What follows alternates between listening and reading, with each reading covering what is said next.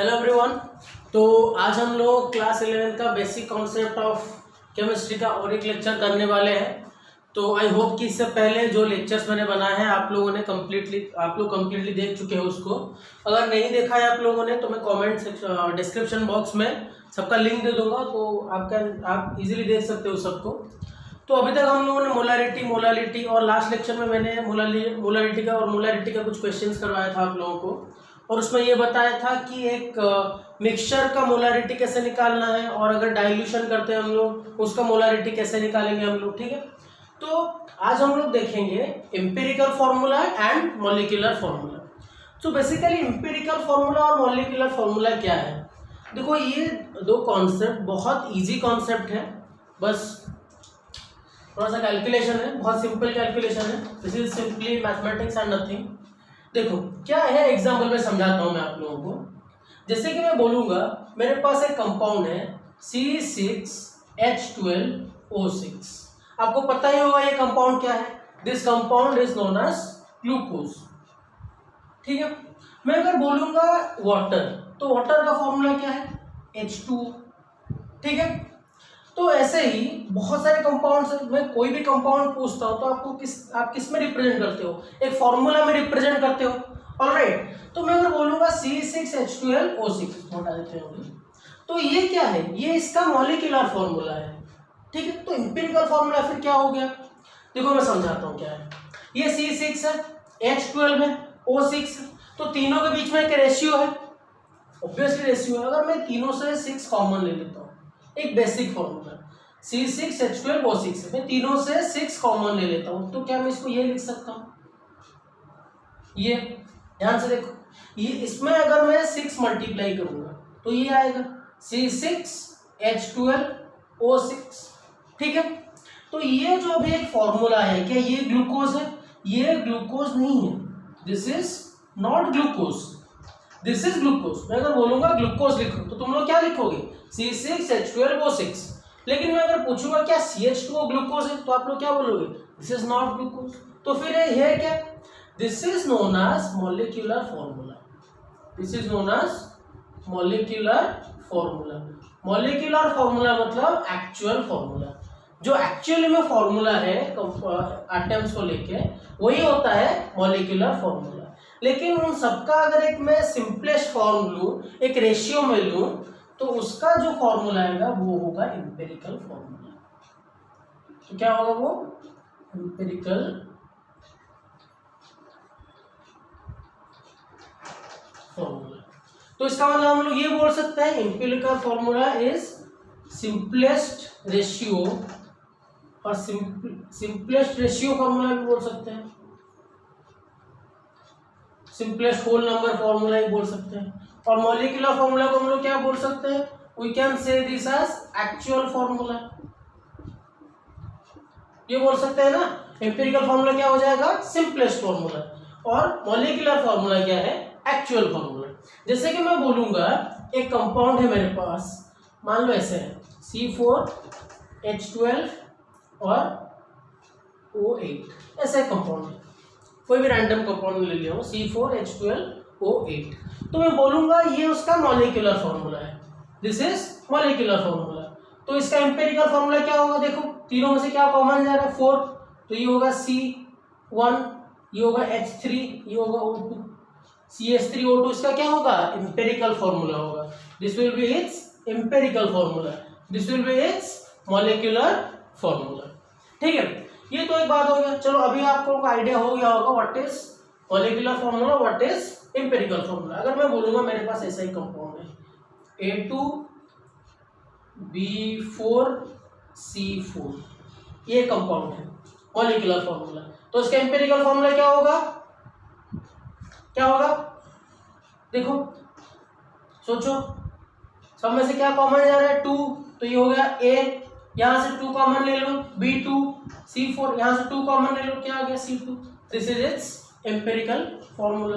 ये अगर molecular formula है, ये क्या होगा, it's empirical formula. I hope ये बात आप लोगों को क्लियर है अभी। अच्छा देखो और एक बात बताता हूँ,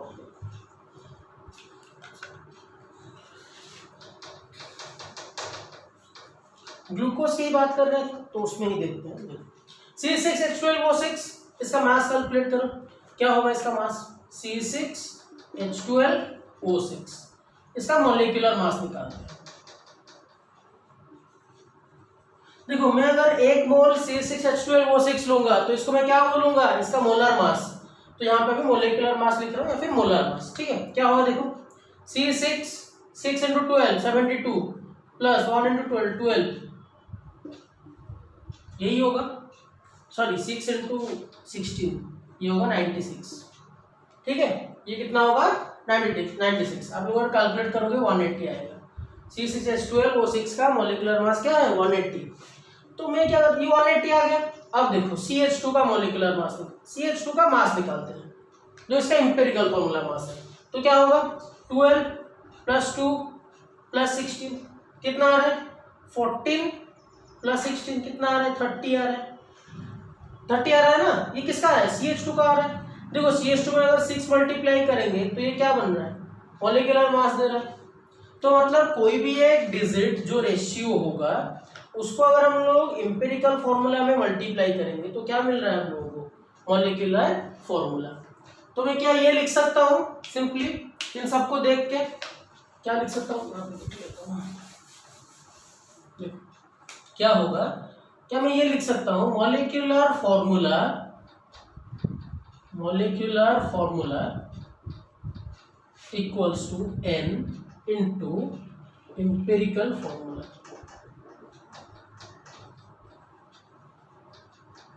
n यहाँ पे क्या होगा? n होगा n डिजिट।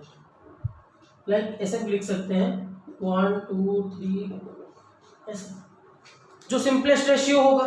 तो मॉलिक्यूलर फॉर्मूला कैसे मिलेगा? n into empirical formula. I hope ये बात आप लोगों को क्लियर हो गया होगा, ठीक है। What is empirical formula and what is molecular formula. जो एक्चुअल में फॉर्मूला है उसको अगर हम उसको बोलेंगे हम लोग मॉलिक्यूलर फॉर्मूला, और उसका अगर सिंपलेस्ट रेशियो ले लेते हैं हम लोग, that is known as empirical formula. Okay, तो उसका कुछ एग्जांपल करते हैं हम लोग, कैसे निकालना है। देखो एम्पिरिकल फॉर्मूला, मॉलिक्यूलर फॉर्मूला कैसे निकालना है, बहुत सिंपल है। क्वेश्चन करते हैं, क्वेश्चन से ही आपको समझ में आ जाएगा। ओके, देखो अगर क्वेश्चन में गिवन है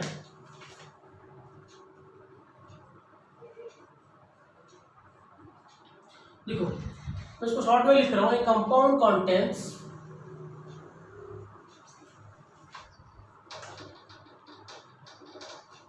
क्या क्या गिवन है? 4.0% हाइड्रोजन, 24.27% कार्बन एंड 71.65% क्लोरीन। क्या दिया है? It's molar mass is given है, इट्स मोलर मास गिवन है 98.96। What are its empirical formula? क्या निकालना है हम लोगों को? Empirical formula and molecular formula निकालना है, ठीक है। क्या निकालना है? Empirical formula and molecular formula निकालना है। देखो बहुत सिंपल, क्या करो, जब कंपाउंड में कोई आप लोगों को परसेंटेज गिवन हो तो इमेजिन कर लो कि कंपाउंड मान लो 100 ग्राम का है। Let's assume the compound is of 100 grams. अगर 100 ग्राम का है तो उसमें हाइड्रोजन कितना है? हाइड्रोजन कितना ले लेंगे? 4.07 ग्राम, ठीक है। अब क्या है हमारे पास? कार्बन है, कार्बन कितना है? 24.27 ग्राम। अगर मैं टोटल कंपाउंड को 100 ग्राम ले रहा हूँ, ठीक है। और क्लोरीन कितना है? 71.65 ग्राम। ये हो गया। देखो इसके बाद क्या करना है, एम्पिरिकल फॉर्मूला निकालने के लिए हमको सिंपलेस्ट रेशियो चाहिए। तो अभी क्या करोगे, ये पहले लिख लो, जो परसेंटेज गिवन है उसको लिख लो। कभी कभी क्वेश्चन में ऐसे भी दे सकता है, हाइड्रोजन गिवन हो, कार्बन गिवन हो और बोल देगा रेस्ट परसेंटेज इज ऑक्सीजन। तो क्या करोगे, इन दोनों को ऐड करोगे और 100 से माइनस करोगे, टोटल परसेंटेज 100% ही तो होता है, ठीक है।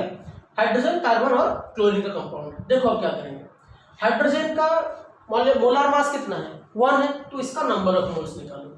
क्या करोगे, नंबर ऑफ मोल्स। तो शॉर्टकट में इसको ऐसे ही लिखते हैं, पहले क्या करो, जो परसेंटेज गिवन है लिख लो, divide by molar mass 1, divide by carbon का कितना है 12, क्लोरीन का कितना है 35.5, तो ये कितना आएगा, this will almost equal to 4.07 आएगा। ठीक है, ये भी कितना आएगा 2.0 और समथिंग आएगा ऐसे। ठीक है ना, ये क्या आएगा क्लोरीन, ये भी 2 पॉइंट समथिंग आएगा, 35.5 मतलब 2 पॉइंट और उसके बाद कुछ वैल्यूज आएगा, तो आप उसे कैलकुलेट कर सकते हो। इसके बाद क्या करो, चेक करो इन तीनों में, देखो कंपाउंड कुछ ऐसे आ गया, मान लो यहाँ पे 0 1 2 है ना, तो मान लो यहाँ पे आ गया 1 2 1 3 आ गया, ठीक है 1 3 5 आ गया, एग्जैक्टली 1 3 आ गया, और यहाँ पे भी ऐसे कुछ आ गया। तो इन दोनों में चेक करो सिंपलेस्ट फॉर्म कौन सा है, सिंपलेस्ट रेशियो 2 है, 2 पॉइंट समथिंग है, देखो यहाँ पे मान लो 2.03 होता है और यहाँ पे 2.13 होता है, एग्जाम्पल के लिए बोल रहा हूँ, अगर ये ऐसा होता तो ये दोनों को अगर डिवाइड करोगे ऑलमोस्ट सिमिलर ही आएगा, 1 के आसपास आएगा कि नहीं आएगा, सिंपलेस्ट आएगा। जो सिंपलेस्ट है, जैसे कि अभी सिंपलेस्ट हो गया 2.03, उसको सबके साथ डिवाइड करो, अगर ये होता 2.1 कुछ आया ऐसे, और ये भी 2.2 या 1 के आसपास आएगा ऑलमोस्ट। ठीक है, तो इसमें क्या करो, तो सिंपलेस्ट है उसको सबके साथ डिवाइड करो, 4.07 डिवाइड बाई मान लो 2 कर रहा हूँ, 2.1, इसको डिवाइड बाई 2.1 कर रहा हूँ, इसको डिवाइड बाई 2.1 कर रहा हूँ। ठीक है, तो उसमें क्या करो, ऑलमोस्ट समझ में आ रहा है मैं क्या कर रहा हूँ। पहले मैंने जो परसेंटेज गिवन है उसको लिख लिया, उसके बाद जो उसका मोलर मास है, उसका एक्चुअल मास है, एटॉमिक मास, उसको मैंने डिवाइड कर लिया।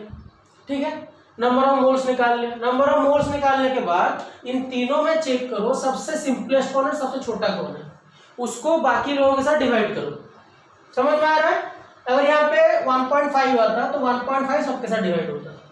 ठीक है, अगर यहाँ पे आता 6.8, वहां पे आता 10.8, तो 4.07 सबके साथ डिवाइड होता है। समझ में आ रहा है, तो सिंपलेस्ट को सबके साथ डिवाइड कर दो, तो चेक करो फाइनल आंसर क्या है।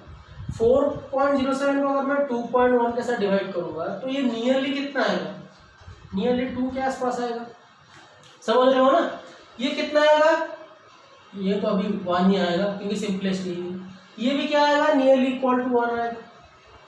ठीक है, नियरली इक्वल टू 1 आएगा। देखो एक्चुअली में क्या हो रहा है, देखो ये 1 जो ले रहे हैं हम लोग, ये एक्चुअली 1.008, तो नॉर्मली हम लोग 1 ले रहे हैं, नॉर्मल परसेंटेज, इसको इसलिए हम लोग क्या कर रहे हैं, इक्विवेलेंट कर रहे हैं कि ऑलमोस्ट इसके आसपास वैल्यू आएगा, ऑलमोस्ट इक्वल टू। इसका मीनिंग क्या है, ऑलमोस्ट इक्वल टू, यही equal to and this is nearly equal to और ऑलमोस्ट इक्वल टू। ठीक है, ओके, तो अभी 2 1 1 आ गया, ये सिंपलेस्ट रेशियो हो गया। तो मतलब इसका एम्पिरिकल फॉर्मूला क्या बन गया बच्चों, एम्पिरिकल फॉर्मूला बन गया, H का 2 है, C का 1 है, मतलब C1 और H2 और कितना क्लोरीन C, ये सिंपलेस्ट फॉर्मूला हो गया। इसके बीच में जो प्रेजेंट है उसको हम लोगों ने सिंपलेस्ट रेशियो में ले लिया, क्योंकि अगर 100 ग्राम का एक कंपाउंड लेता मैं, उसमें ये इतना रेशियो में प्रेजेंट है, so this is nothing but the simplest ratio. I hope you are clear about it. तो ये इसका मैंने सिंपलेस्ट रेशियो ले लिया, H का 2 आ गया, कार्बन का 1 और क्लोरीन का 1, CH2Cl आ गया। ठीक है ना, अच्छा मैं क्या बोला था अभी थोड़ा देर पहले, empirical formula into one integer equal to empirical formula into a number equal, और n जो बोल रहा था मैं इक्वल टू मॉलिक्यूलर फॉर्मूला। मतलब मॉलिक्यूलर फॉर्मूला और एम्पिरिकल फॉर्मूला को अगर हम लोग डिवाइड करेंगे तो एक नंबर मिलेगा हमको। अच्छे से देखो, यहाँ पे मोलर मास गिवन है, मोलर मास गिवन है, मोलर मास कितना है 98 है। अच्छा इसका मोलर मास कैलकुलेट कर लो, सॉरी इसका मास कैलकुलेट करो, एम्पिरिकल फॉर्मूला का मास कितना होगा, देखो mass of empirical formula, carbon का 12 प्लस 2 प्लस क्लोरीन का 35.5 कितना आ रहा है 37 49.5 के आसपास आ रहा है, 49.5। देखो अभी थोड़ी देर पहले आपको ग्लूकोज का एग्जांपल दिया था मैंने। एम्पिरिकल फॉर्मूला में तो क्या करेंगे, n कैसे निकालेंगे, molecular formula by empirical formula, but यहाँ पे मॉलिक्यूलर फॉर्मूला फाइंड आउट करना है, लेकिन उसका मास गिवन है। मॉलिक्यूलर फॉर्मूला का जो मास है, मोलार मास, वो कितना है 98.96। एम्पिरिकल फॉर्मूला में पता है लेकिन उसका मास पता है, मास को मास से डिवाइड करेंगे तो ये डिवाइड होगा 49.5 के साथ। ठीक है, तो ये जो आ रहा है this will be almost equal to 2, क्योंकि अभी तक हम लोग ऑलमोस्ट वैल्यू ले रहे हैं। 49 into 2 is 98, 49.5, तो दिस इज ऑलमोस्ट 2। हाँ 2 भी आ सकता है, 2 ही आएगा, 98.9 2 के आसपास ही आएगा, 99 आ रहा है तो ऑलमोस्ट 2 ले रहा हूँ मैं। ठीक है, this is 2, n equals to 2।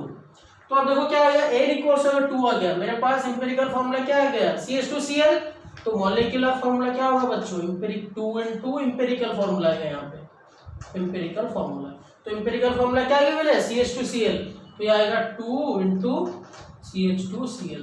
तो फाइनल कंपाउंड क्या आ गया मेरे पास C2H4Cl2, C2H4Cl2, C2H4Cl2। अगर आप लोगों ने क्लास 10th में कार्बन एनाइंस कंपाउंड एक चैप्टर है उसको पढ़ा होगा, तो C2H4Cl2 का थोड़ा स्ट्रक्चर देख लेते हैं। खुद से पॉज करके ट्राई करो एक बार, C2H4Cl2।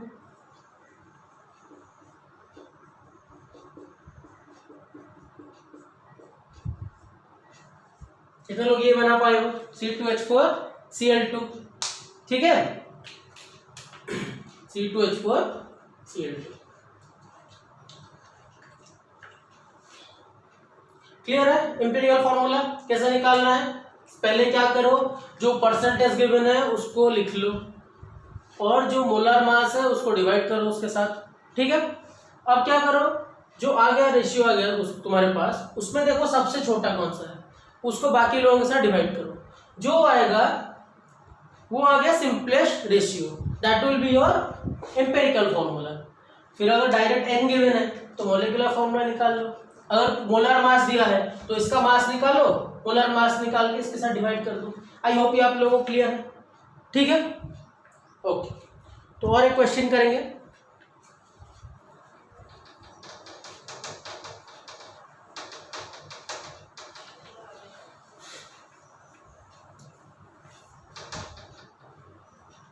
कंपाउंड कंटेंट्स लिख के रख लेते हैं क्योंकि सब में तो कंपाउंड कंटेंट्स सेम ही है ऑलमोस्ट।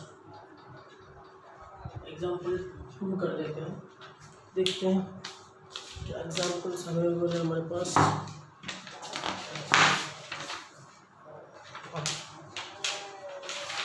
देख क्वेश्चन गिवन है, substance on analysis give the following percentage of composition, लिख लेता हूँ डायरेक्ट। Na गिवन है 43.4%, ठीक है। कार्बन गिवन है 11.3%, और क्या गिवन है 11.3%, एंड ऑक्सीजन गिवन है 45.3%। Calculate the empirical formula molecular mass, और दिया है नीचे Na का मास है 23 और कार्बन का तो 12 है, ऑक्सीजन का कितना है 16। क्या निकालना है, empirical formula and molecular formula. निकाल सकते हैं बच्चों, ट्राई करो एक बार खुद से, वीडियो पॉज करके एक बार खुद से ट्राई करो।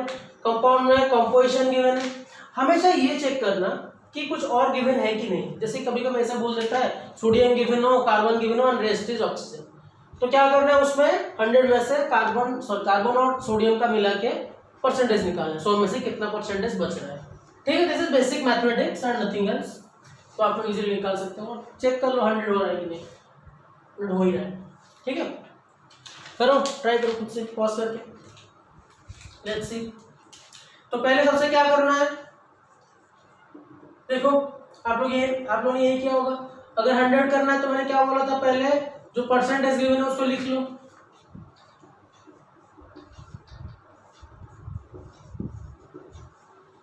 पहला स्टेप करेक्ट। फिर क्या करना है, इसका मास डिवाइड करना है।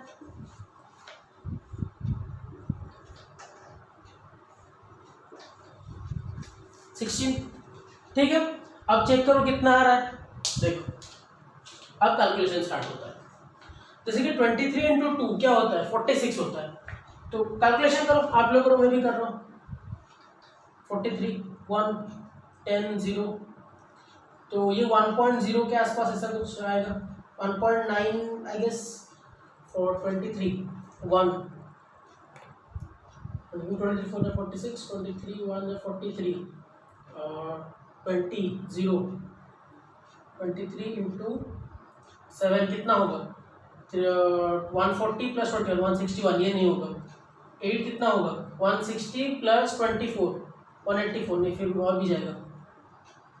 9 कितना होगा 230 माइनस 207, तो 8 के आसपास आएगा। This will be almost equal to 1.8, ठीक है, ऑलमोस्ट इक्वल टू 1.8। और 11.3/12 ये तो ऑलमोस्ट 0.9 के आसपास आएगा, नियरली इक्वल टू 0.9। आप लोग कैलकुलेट करो कितना आएगा 0.9। और ये कितना आएगा देखो 45.3 डिवाइड बाई 16, 16 3 ज़ा 48, तो 3 से कम होगा तो 2 होगा। 16 2 ज़ा 32, 13 3 16 8 ज़ा 2.8 2.7 के आसपास आ रहा होगा। 2.7 और 2.8, 2.7 और 2.8 ऐसा कुछ आ रहा होगा नियरली, ठीक है। 2.7 और 2.8 रेशियो मिल गया ऑलमोस्ट, आसपास का रेशियो।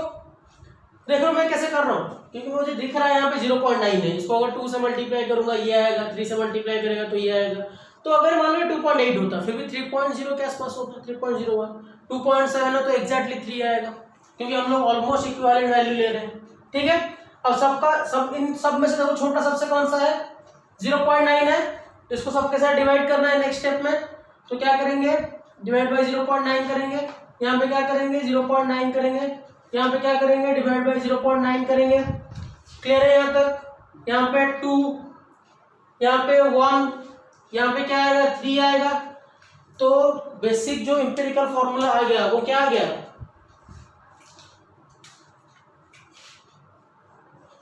Na2CO3, ठीक है। क्या आ गया Na2CO3, ठीक है। ये क्या आ गया एम्पेरिकल फॉर्मूला Na2CO3। अच्छा और कुछ की भी नहीं कोई क्वेश्चन,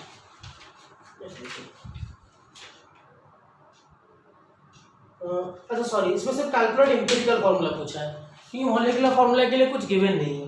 ध्यान से देखो यहाँ पे सिर्फ हम लोग एम्पेरिकल फॉर्मूला निकाल रहे हैं। यहाँ पे मॉलिक्यूलर फॉर्मूला पूछा ही नहीं क्वेश्चन,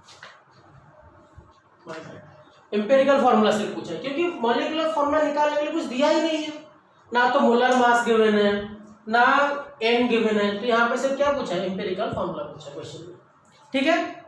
इजी है, ओके। आप लोग और एक क्वेश्चन ट्राई करो।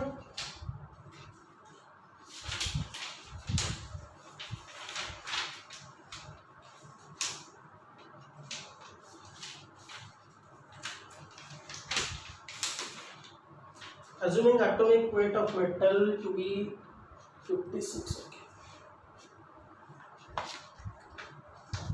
थोड़ा सा डिफरेंट क्वेश्चन है, ट्राई करना अच्छे से।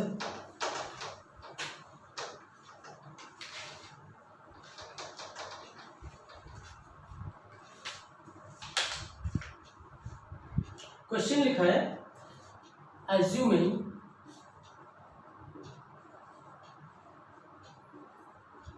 atomic weight of a metal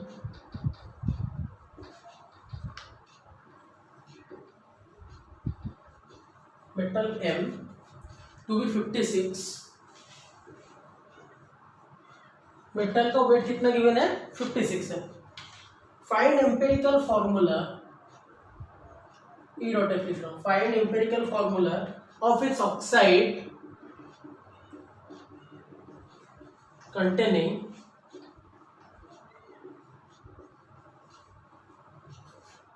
%70 of M। बहुत अच्छा ट्राई करो। 70% ऑफ M। वीडियो को पॉज करो एक बार, खुद से ट्राई करो। थोड़ा सा कंफ्यूजन होगा मुझे पता है, लेकिन फिर भी आप इजीली कर सकते हो। थोड़ा कंफ्यूजन होगा लेकिन इजीली कर सकते हो। देखो क्वेश्चन में क्या गिवन है, assuming atomic weight of metal M is found to be 56, तो मेरे पास कोई मेटल है, जिस मेटल का एटॉमिक वेट कितना गिवन है 56 गिवन है, ठीक है, कितना गिवन है 56।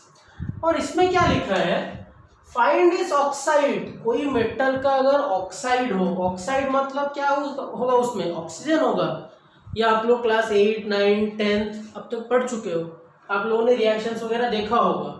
तो कोई मेटल में अगर ऑक्साइड है उसमें क्या प्रेजेंट होगा, ऑक्सीजन प्रेजेंट होगा। तो यहाँ पे लिखा है 70% M, मतलब कंपाउंड में 70% क्या है, M है, तो रेस्ट 30% क्या होगा, ऑक्सीजन होगा, रेस्ट 30% विल बी ऑक्सीजन। समझ में आ रहा है, rest 30% will be oxygen. Okay, तो यहाँ पे क्या होगा, अगर 56 गिवन है,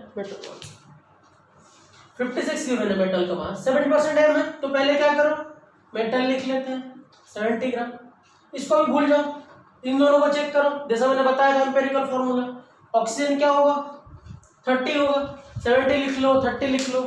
अब मेटल का वेट कितना गिवन है, लिख लो वेट 56 गिवन है, क्योंकि मेटल कौन सा है पता नहीं, अगर कौन सा पता होता हम लोग डिवाइड कर लेते हैं। ऑक्सीजन का मास कितना पता है 16, ठीक है, 70 डिवाइड बाय 56 कितना होगा, कैलकुलेट करो, ये तो 8 है, ये 10 है, और क्या हो सकता है 14 4 से 14 5, ठीक है, 4/5 मतलब ये आएगा 1.25, चेक कर लो 1.25 ये आएगा।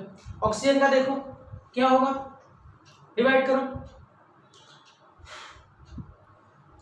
ये आएगा 15/8, 15/8 मतलब 8 1 जा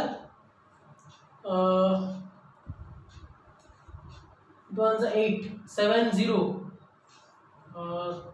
1 जा 8 7 0 8 8 आई थिंक 64, चेक करो एक बार, 1.8 के आसपास आएगा, ये कितना आ रहा है 1.25 आ रहा है, ठीक है, ये M है, M का आ गया, ये आ गया 1.8, दोनों में सिंपलेस्ट कौन सा है 1.25 है, 1.8 आ रहा है ना, 8 डिवाइड बाय 150, 8 1 जा 8 7 0 8 8, ठीक है, 1.2 सिंपलेस्ट है, 1.8 है। अब क्या करोगे, सिंपलेस्ट को इसके साथ डिवाइड करोगे, डिवाइड बाय 1.25 डिवाइड बाय 1.2, 2 रख लेते हो फिलहाल के लिए, ठीक है, थोड़ा इजी कैलकुलेशन होगा 1.2, क्योंकि 1.25 और 1.2 अगर नियरली इक्वल टू लगा देंगे तो सिंपलेस्ट कैलकुलेशन हो जाएगा। हमेशा याद रखना कि आगे से जब भी आप लोग कैलकुलेशन करो, जितना आप लोग एज्यूमिंग और ऑलमोस्ट इक्वल टू टर्म्स का यूज करोगे उतना आप लोगों के लिए कैलकुलेशन इजी होगा। हालांकि आगे के लेक्चर्स में मैं क्लास लूंगा आप लोगों को जहाँ पे कैसे इजीली कैलकुलेशन करते हैं, मल्टीप्लिकेशन डिवीजन ये सब, उसका एक वीडियो बनाऊंगा मैं आप लोगों को, प्रॉब्लम्स में कैसे यूज करना है उसको, आप कैसे इजीली कैलकुलेट कर सकते हो वो बताऊंगा मैं आप लोगों को, ठीक है। देखो ये क्या आ जाएगा, दिस विल बी सिंपल 1, ठीक है, 1.8 डिवाइड बाय 1.2 कैलकुलेट करो कितना होगा, देखो 18/2 मतलब 16 मतलब 3/2 आ रहा है, रेशियो आ रहा है, कितना आ रहा है 3/2, ये आ गया सिंपलेस्ट रेशियो। तो m क्या आ गया, देखो बच्चों m आ गया 1, ऑक्सीजन आ गया 3/2, लेकिन ये क्या है होल नंबर में नहीं है, याद रखना हमेशा एम्पिरिकल फॉर्मूला होल नंबर में होगा, होल नंबर में होगा। तो क्या करेंगे, अगर हम लोग ये 1 है ये 3/2 है, अगर देखो 1:3/2, इसको लिखने का मीनिंग जो है M2O3 लिखने का मीनिंग वही है, ये 2 यहाँ पे आ गया। अब इमेजिन करो ये जो रेशियो है, ये जो रेशियो है इसमें अगर मैं 2 मल्टीप्लाई करता हूँ, 2 × 1 कितना हो गया 2 हो गया, 2 × 3/2 कितना हो गया 3 हो गया, this will B M2O3। M2O3 लिखना जो है M1O3/2 लिखना वही है ना। आई होप आप लोगों को समझ में आ रहा होगा, 1:3/2 और 2:3 बोथ आर सेम, ठीक है। तो कंपाउंड का एम्पिरिकल फॉर्मूला क्या आ गया M2O3। What is the empirical formula M2O3, ठीक है। आई होप ये बात क्लियर है, ओके। तो इसके बाद एक क्वेश्चन आप लोगों को डिस्प्ले होगा, उस क्वेश्चन को आप लोग देखो, और जो एम्पिरिकल जो क्वेश्चन में पूछा होगा उसमें आप मेरे को कमेंट सेक्शन में आंसर बताना क्या है, ठीक है। तो आई होप आप लोगों को एम्पिरिकल फॉर्मूला और मॉलिक्यूलर फॉर्मूला क्लियर हो गया होगा। तो एम्पिरिकल फॉर्मूला और मॉलिक्यूलर फॉर्मूला क्या है, empirical formula equals to molecular formula divide by N, या फिर empirical formula into N equal to molecular formula. जो सिंपलेस्ट रेशियो है in whole numbers that is empirical formula and the actual formula is molecular formula. तो empirical formula और molecular formula के ऊपर वो question try करना और कमेंट सेक्शन में मुझे आंसर देना। और इसके पहले लेक्चर्स अगर आप लोगों ने नहीं देखा है तो मैं डिस्क्रिप्शन बॉक्स में दे दूंगा, आप लोग जाके उसको चेक करो और पढ़ते रहो, मेहनत करते रहो। Thank you.